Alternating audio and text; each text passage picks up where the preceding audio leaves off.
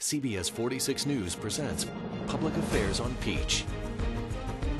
Well, it's that time of year again, tax time. The W-2s have been mailed out, and it's time to pull out all of those receipts and get started filing if you haven't. Good morning to you. Thanks for watching Public Affairs on Peach. I'm your host, Adam Murphy. Today, we want to help you get your taxes done as quickly and efficiently as possible, give you some great information. We have a lot of helpful stuff, so grab a pen and let's get started. Joining me now on the program, a good friend of mine, Mark Green from the IRS. Thanks for being on the show. Well, thank you for having me. So here we are again, another year, another round of taxes, right? That's correct. So what do we need to know going in this year? What things stand out? Well, the good news is that we're looking at 4.6 million taxpayers overall to be filing this year. Out of that, 4 million will be filing electronically. Electronic filing has been very popular. As you know, last year we broke a record when it came to electronic filing. We filed 3.8 million returns. As of this morning, we have already received over 900,000 returns. Wow. With the beginning of the tax season, more and more individuals are choosing free file and electronic filing to have their returns prepared. In addition to that, with the Affordable Care Act, there's been many questions on what I need to do, how do I check a box, or if I need to get a different form, what have you. So electronic filing has made it very easy for taxpayers. And I presume that's the way you suggest going about this, right? I definitely encourage individuals to do that. And why, Mark? Just because your return comes quicker? It's simpler? How do you... That's a great question. The good news about electronic filing is it's fast, it's safe, it's accurate, but most importantly, you can expect to receive your refund in as little as 21 days. And that's been proven thus far. More and more individuals see the benefits of the security. More individuals see the free services that it offers and the questions surrounding that and the promptness that it gives you for additional credits if you are due a credit. So electronic filing has benefited many people. It took the guessing game out of what type of credits and deductions and expenses that I can claim and allowed individuals to make those choices. And if they choose to make those choices, they can. Sure, and the sooner you do it, the better. You know, I just spoke with someone that said they received their return within like 5 days of filing already. Yes. So I'm sure the sooner you get around to doing this now instead of waiting until the deadline, the better chances you have of getting your return quickly. I strongly recommend that you wait till you get all your documentation before you prepare your return. Get your W-2s. This year there's a new form called the 1095A for the Affordable Care Act. If you purchase health coverage through the marketplace, you should receive that by January the 31st. So by now you should have already received those documentations and the forms. If you're itemizing, of course, there's going to be additional expenses and deductions that you may want to make sure you keep record of, I should say, so you can process and file the return. What are the most overlooked tax breaks that people just don't even think about that they can actually take advantage of?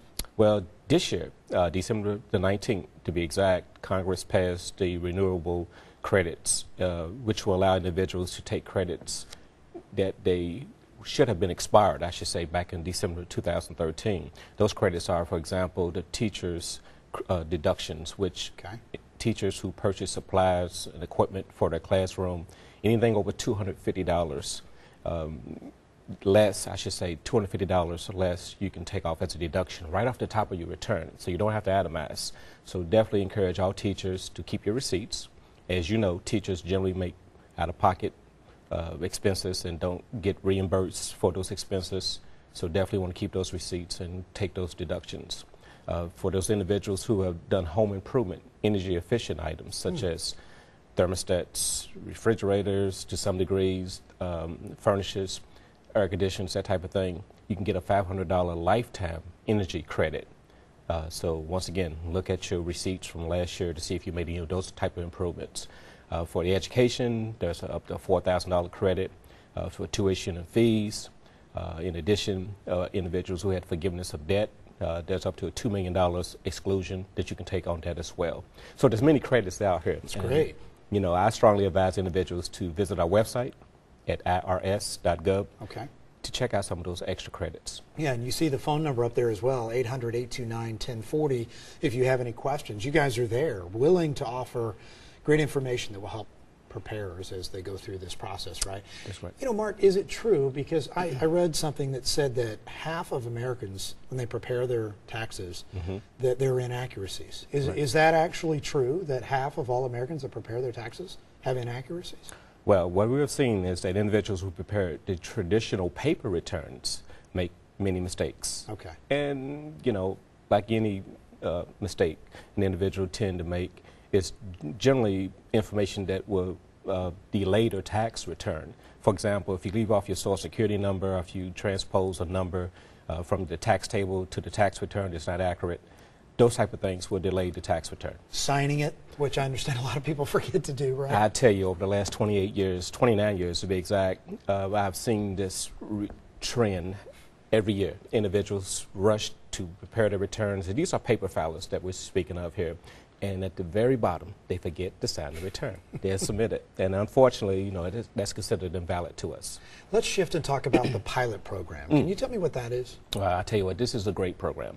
And unfortunately, Georgia, Florida, and D.C., District of Columbia, has been hit with identity theft as a whole. As you know, identity theft can affect individuals as well as industries. The Internal Revenue Service is no different. And each year we receive a number of tax-related identity theft activities that affect taxpayers' returns. Last year, individuals who were affected by identity theft, we assigned them a PIN, which is identification protection PIN, to place on their tax return. This year, we have allowed all Georgians, all 4 million who filed last year, the opportunity to register for an identity protection PIN.